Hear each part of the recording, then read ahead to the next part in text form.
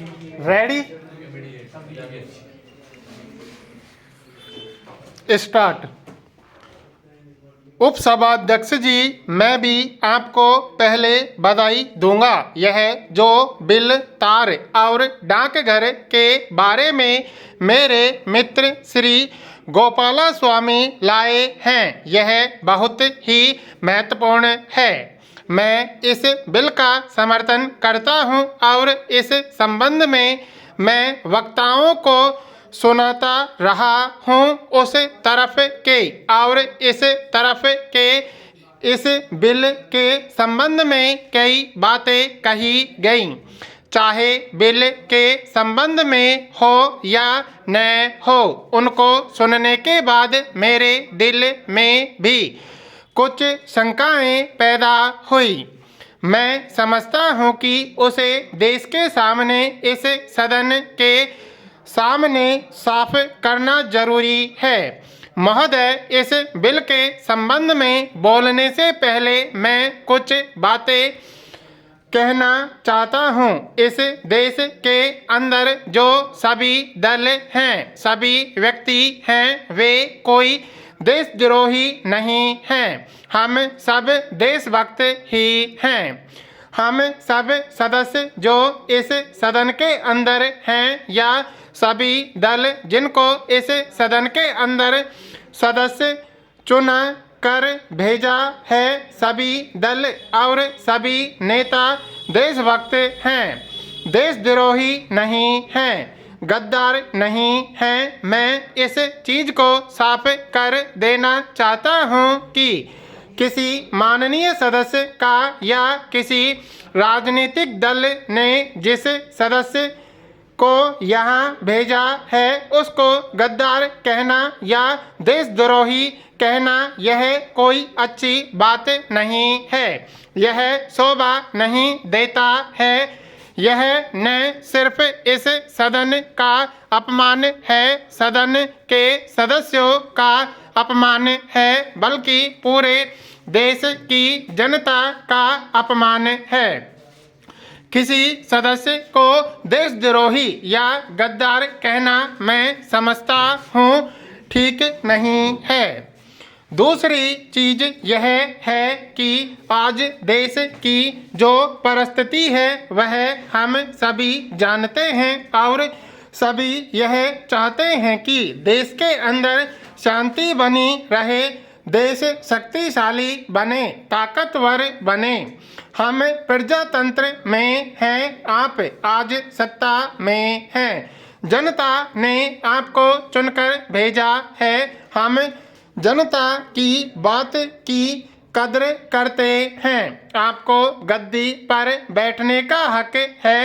प्रजातंत्र में आप कुछ दिन रहेंगे, इसमें दूसरा दल आ सकता है, लेकिन कोई दल सत्ता में रहे जिसको जनता ने कुर्सी पर बैठा दिया, उसको मनमानी करने का अधिकार नहीं है। किसी पार्टी को, किसी सरकार को यह अधिकार नहीं है, बल्कि सारे देश की जनता और जो उस दल के लक्ष्य हैं, सिद्धांत हैं, उनको नज़र में रखते हुए उसे काम करना है। देश की खुशहाली के लिए, जनता की खुशहाली के लिए ही सरकार को काम करना चाहिए, चाहे वह राज्य की सरकार हो या केंद्र की सरकार हो या किसी दल की सरकार क्यों न हो। अगर कोई दल विरोध में है तो क्या उसने कोई गुनाह किया है? कल आप विरोधी दल बन सकते हैं। जनता किसी दल को सत्ता में रखती है, किसी दल को विरोध में रखती है। तो यह कहना कि सारे विरोधी दल गद्दारी कर रहे हैं या देश के दुश्मन हैं, यह कोई ठीक बात नहीं है। हाँ, आप अपने दल के नेता की तारीफ कीजिए, उनको भला कहिए, इसमें कोई बुरी बात नहीं हो सकती। महोदय, मैं समझता हूं कि ऐसी ताकतें इकट्ठी हो रही हैं जिनसे खबरदार रहने की जरूरत है। बाहर की ताकतें भी जोर लगा रही हैं। मैं सांप्रदायिकता के बारे में भी जिक्र करना चाहता हूँ। सांप्रदायिकता ऐसी बीमारी है जिसका इस्तेमाल लोग सियासी ताकत हासिल करने के लिए करते हैं। मैं पिछली दफ़ा कह चुका हूँ और वचनबद्ध हूँ इस बात के लिए कि राजनीति और धर्म को अलग अलग करने की जरूरत है। अगर यह नहीं होगा तो बहुत बड़ी समस्या होगी। हमारी एक और बड़ी समस्या यह है कि हम देखते हैं कि किसी न किसी गुरुद्वारे से, मंदिर से, मस्जिद से आवाज़ें उठती हैं कि हम सुरक्षा चाहते हैं, हमारे फिरके पर आक्रमण हो रहा है, हम एक अलहदा कौम हैं। सौ बातें कहते हैं। जो बातें कही जाती हैं उनका अर्थ यही है कि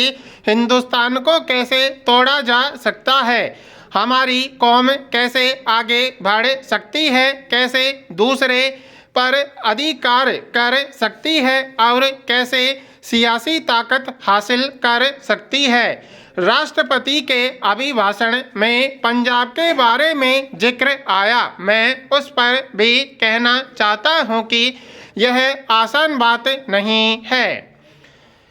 मुश्किल हालातों में हमारे प्रशासक उसकी पूरी तरह से देखरेख कर रहे हैं। यह ठीक है कि इसका सियासी मसला हल करने की ज़रूरत है, लेकिन वहाँ जो ताकत है, अकाली दल जो कहता है, वह मैं अर्ज करना चाहता हूँ।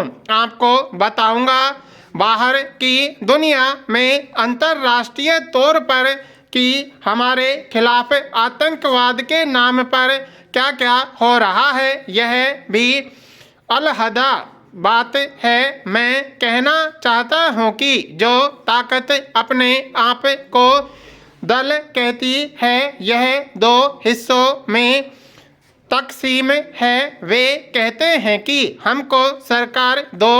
अब सरकार किसको दें, यह खुद उनको पता नहीं लगता है। यह खुद उनको पता नहीं लगता कि सरकार किसने बनानी है, किसने नहीं बनानी है। वे यह कहते हैं कि जो सिख हरियाणा में रहने वाले हैं उनको चाहिए कि वे देवीलाल जी की मदद करें। किस बात के लिए बताएं तो सही।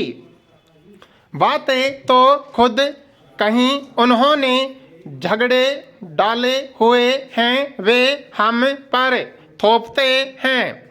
लुधियाना में उन्होंने कांग्रेस सम्मेलन किया, उसमें आतंकवाद के खिलाफ एक बात नहीं उठाई, एक शब्द नहीं कहा कि आतंकवाद बुरा है। आतंकवाद क्यों है? जो ऐसी गतिविधियां करते हैं हम उनका मुकाबला करेंगे। छोड़िए उनका मुकाबला करने की बात, उनकी जुबान से वह नहीं निकलता। आज सरदार बादल से पूछा गया, जरा बताइए तो सही, यह आतंकवादी जो बेगुनाहों को मारते हैं, आप उनके खिलाफ क्यों आवाज़ नहीं उठाते? वे कहते हैं कि हमें क्या पता है कि कौन निर्दोष है और कौन दोषी है। यह पता नहीं किस गरीब के ऊपर जो अपनी दुकान में बैठा हुआ है उस पर गोली चलाई जाती है, जिस राह चलते पर गोली मार दी जाती है वह पता नहीं कौन है। मैं कहता हूँ कि पाकिस्तान से हमारी दोस्ती होनी चाहिए हर कीमत पर।